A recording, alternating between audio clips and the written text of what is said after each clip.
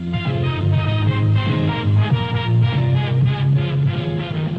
evening, folks. Welcome to another edition of A-TRASH-tions, a presentation of Garbage Theatre. I'm your host, Chase, with my co-hosts, Blake and John. Yellow. Howdy, howdy. We don't pick these movies to be enjoyable. So, it's you and me, John. So far, we're repeating the whole first sequence. Yeah. We're back at it. So, you know, if we go down that road, it doesn't look good for me this week, because I lost last time. Last time Blake was in control. It wasn't good for me.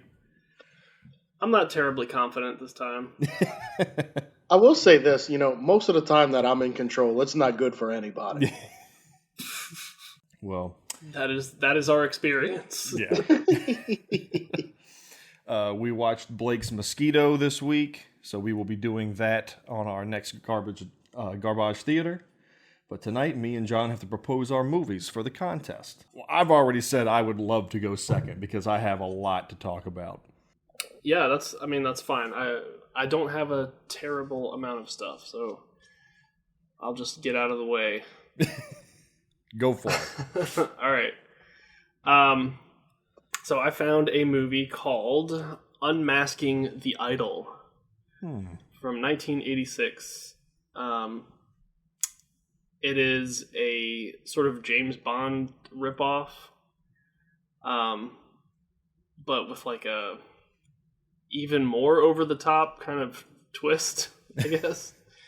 So it's directed by this guy named Worf Keeter. Wait, Worf? Worf Keeter. W-O-R-T-H. Oh. Keeter. I thought you were saying Worf. I thought you were saying Worf, like W-U-R-F or something. He directs like with a batleth or whatever. So he's done basically nothing but crap and then a lot of Power Rangers episodes. Well, he can't be all that bad then. Yeah.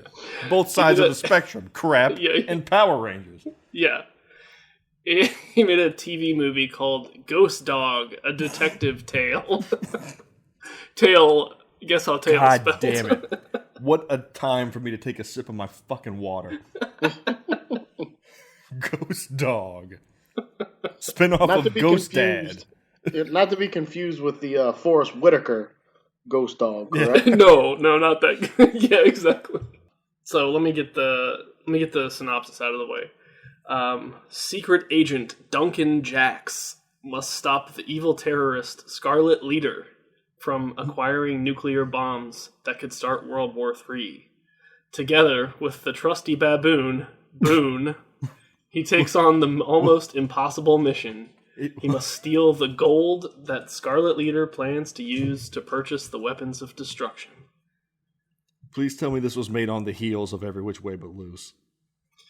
What year was that? I don't know, but it had an orangutan, and if they're coming at it with a baboon sidekick. Yeah. Well, I do know this baboon knows martial arts. Ooh, bonus points. Yeah. So wait. Is it like a real baboon in the movie? Yes, sir. But it does martial arts. Yeah. The baboon's the best part of the movie, apparently. Karate baboon. Like, I can understand a chimp doing martial arts. But a baboon just doesn't make sense. Oh, yeah, I can. Absolutely. Chimps have the aptitude. Exactly. Well, I don't know. This is from just a wild animal. This is from 1986.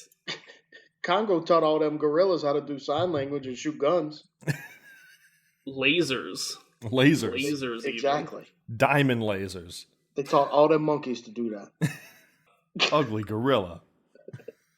Amy, good gorilla. Jesus. Okay, I'm sorry. John. Continue on with the baboon nonsense. we got way too hung up on the baboon. Yeah, well, that's the exciting part.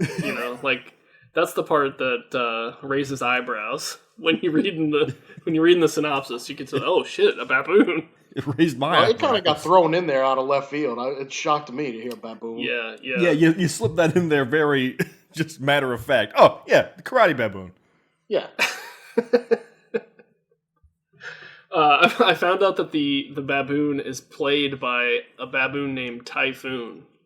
So Typhoon Baboon? Typhoon the baboon. That's a Mega Man plays character. a character named Boone? Yeah. Okay. It's pretty great. They should have just made a movie called Typhoon Baboon and been done with it. Absolutely. Just now, get Duncan Jacks out of there and make the baboon the star. I would watch a movie called Typhoon Baboon. Who wouldn't? So it's like a James Bond ripoff, like I said. Except with the fucking baboon. Well, okay, so the baboon is the over the top twist You can't that I make mentioned. that correlation with the fucking baboon in the mix. Well, okay, yeah, but I don't remember that ever showing. Everything else has like a corollary. There's a Q stand-in. I think there's an M. He trades in an Aston Martin for a hot air balloon. Blake, you don't remember that James Bond where Sean Connery was teamed up with a Globus monkey? Yeah. Yes, I do. No, you're right. This is better than James Bond. Well, I gotta say, I don't care what Chase wants to pick. I want to watch the Typhoon Baboon. Believe me, I want to watch this over what I'm picking too.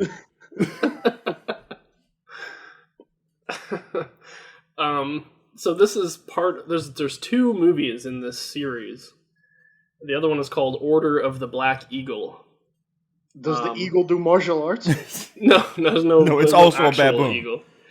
Baboon v Black Eagle. There's controversy over which one came out first. Like every source that I looked at had a different answer. Okay. So whatever. We're watching this one potentially. It's got 3 stars on Amazon. 5.1 stars on IMDb. It's not too shabby, really. No.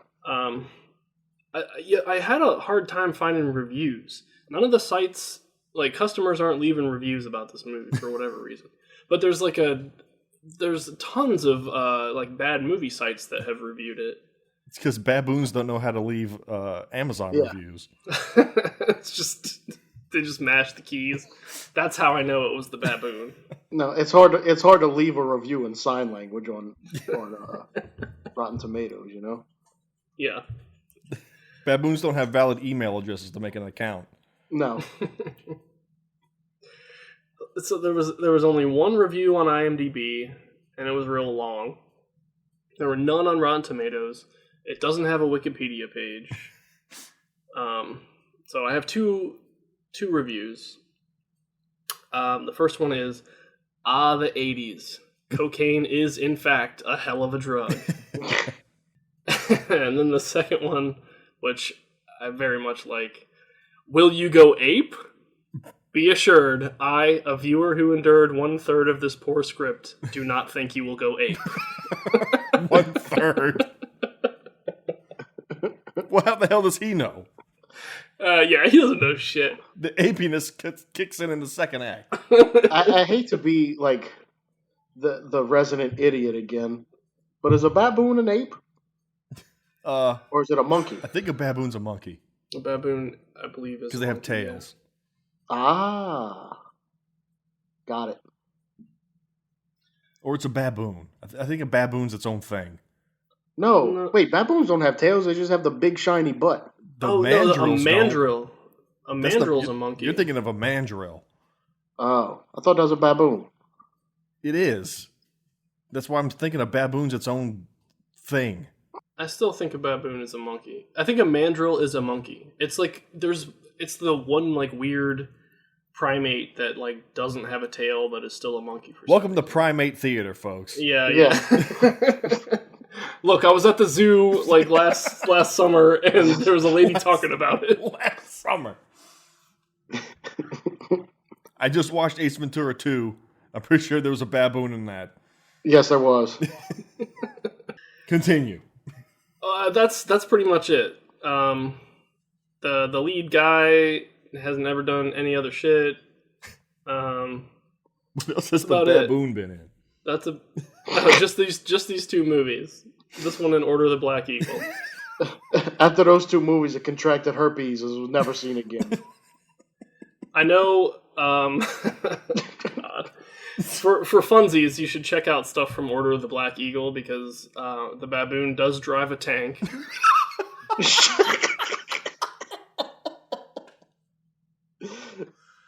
Oh my god. I must ensure that John wins. So I'm excited to see what he does in this movie. He drives a tank. And it's like a baboon-sized tank. It's like... Oh, shut up. He's got his own tank. Oh my god. Oh my god. I don't think it gets any better than that. That's all I got right now. Okay. Holy shit. I don't even know what to say. Well, this is what I mean. Like, it's really bizarre that there's not a bunch of stuff out there about this movie. Yeah. I was really surprised at how little information I could find. I'm surprised that you can teach a baboon to drive a tank. Well, you can teach a baboon to, like, sit in a seat. And, well, someone remote controls the tank. Right. Yeah, I guess that's how the space program did it anyway. Here, sit in this seat. Oh, man. Okay, well, my movie does not have a baboon to be seen. Well, boo. Yeah. And like I said, I don't think any of us want to watch my movie, but I think it has the makings of being one of the best episodes of our podcast. Okay, all right. Just because of what the subject matter. Okay, so who here likes Twilight? Uh-oh. I don't like this. Who here likes the Underworld franchise? Oh, God. Well, what if I told you that I found the inbred troglodytic hellspawn of those two movie franchises? Jesus Christ. That's both a story about an underground society of werewolves trying to survive, but also a brooding supernatural teen drama starring everyone's favorite town drunk Eric Roberts. And also the creator of Tybo, Billy Blanks. Oh, well. Oh, shit. Yeah. Well, this would be 2015's Dark Moon Rising. Hold on. Billy Blanks has been alive, like still alive in 2015? He's in great shape, man. He's doing all that Tybo. He's doing good. He's making movies now. Is he still making Tybo? That's the real question. He's been in movies for a long time. Yeah. So, it has an 11% on Rotten Tomatoes and a 4.1 on IMDb. But there's way more to the IMDb rating that I'm going to get into in a minute. Okay. Tagline, pray for the sunrise. Synopsis. In this first installment of the Werewolf trilogy... Oh, God. Which I'm sure is never going to be finished. We follow a group... If there is a god, it will never be finished. We follow a group of shape-shifting werewolves, all with names like Sin and Dance and Fane and Gecko. That appear in a small town in search of a mysterious girl who is reborn once every 2,000 years. In order to save their kind from extinction, they must capture her before she becomes a full-fledged lichen and reclaims her place as the alpha of the species. Why they need to stop her from becoming the alpha of the species to save the species, I don't know. Right. Already the logic of this is flawed. Unknown to them, however, lurks yet another of her kind, secretly living in the same small town. Why? What's the significance? I don't know! Something you want to share with the rest of us, Amazing Larry?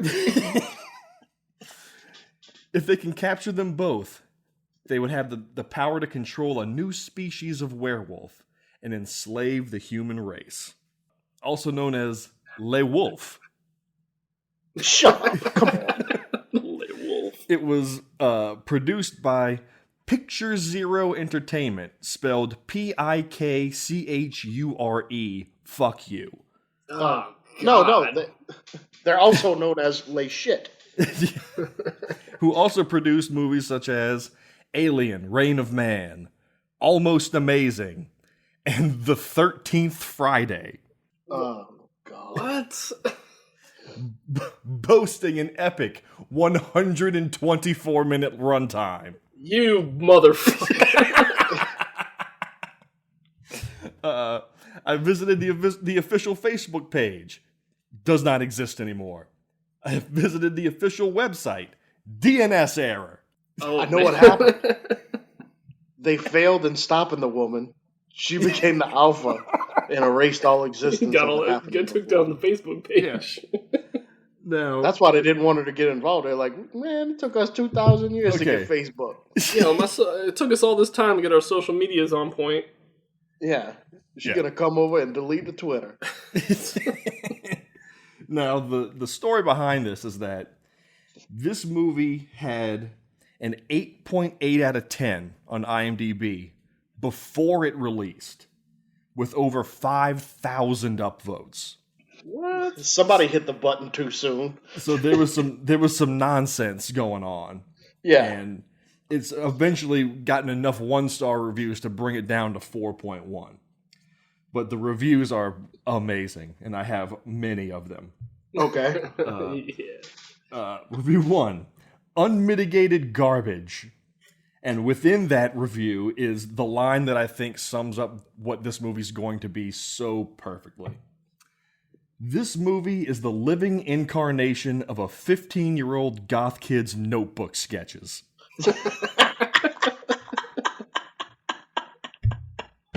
I was getting that vibe from the names of the werewolves. Can you trust a movie with 8.8 out of 10 before it's released and every review is glowing? Huh.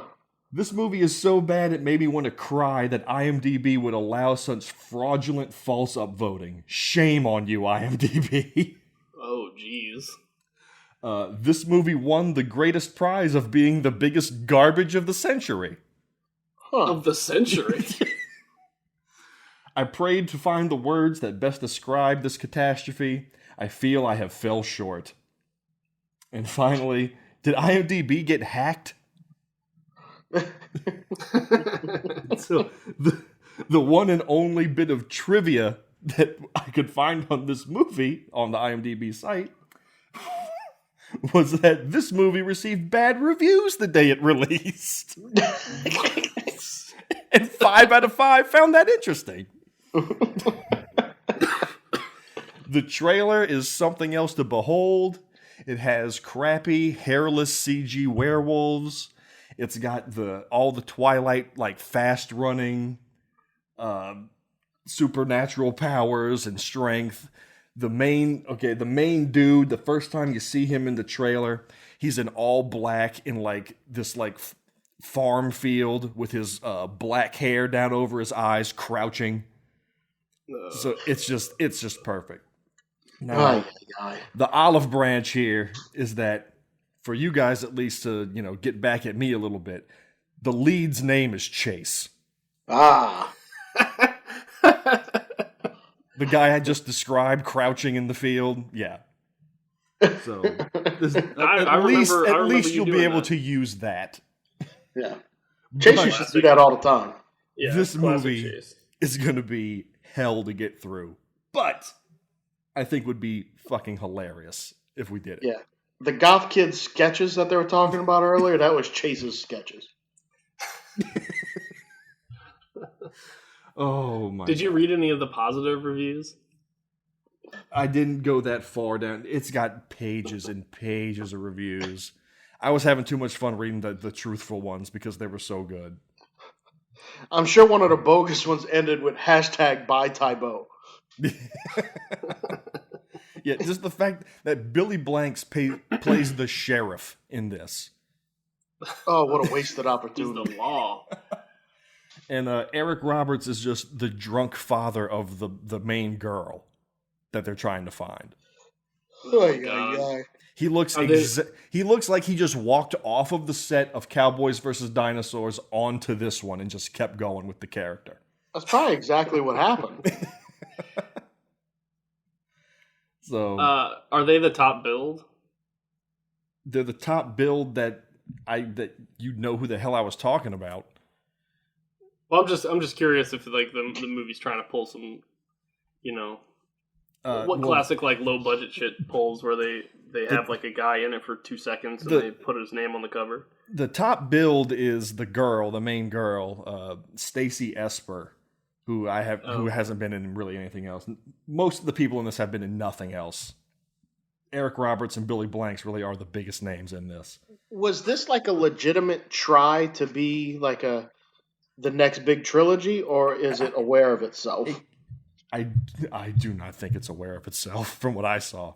Jesus Christ. There's a part where the werewolves like attack like a carnival, and one of the werewolves is this guy, and he's wearing a black hoodie with no sleeves. Well, you got to be comfortable. Yeah.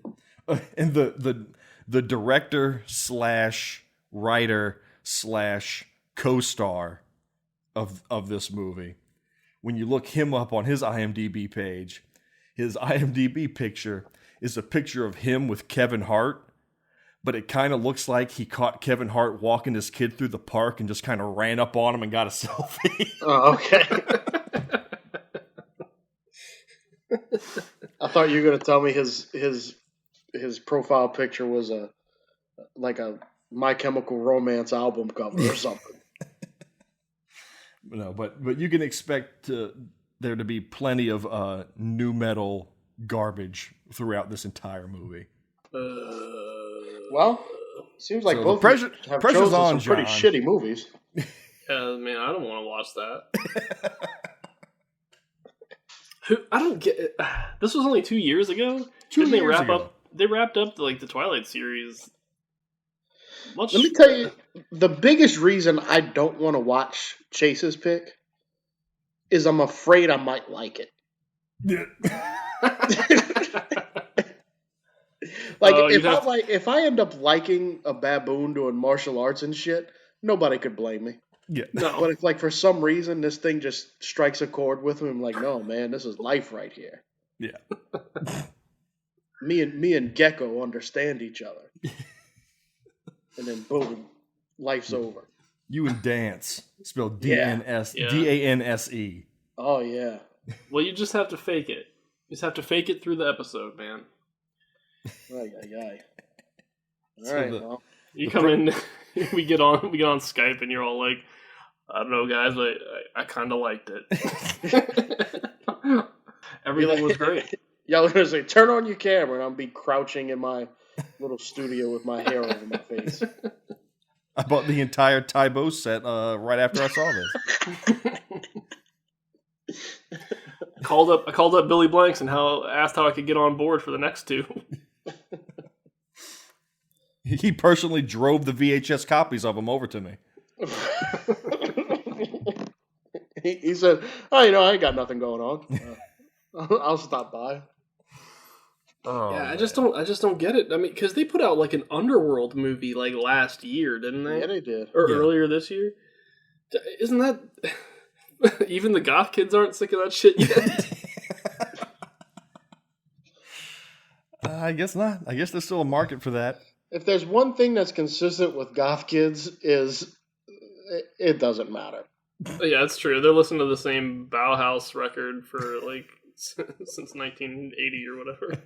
We here at Garbage Theater accept all kinds as listeners. We're not trying to exclude anyone. No, it's true. I like goths. Real goths. If you're some freako goth kid, keep listening. We're cool, you guys. For real. I jam on some Sisters of Mercy. They speak for themselves. Pack your shit and leave, kid.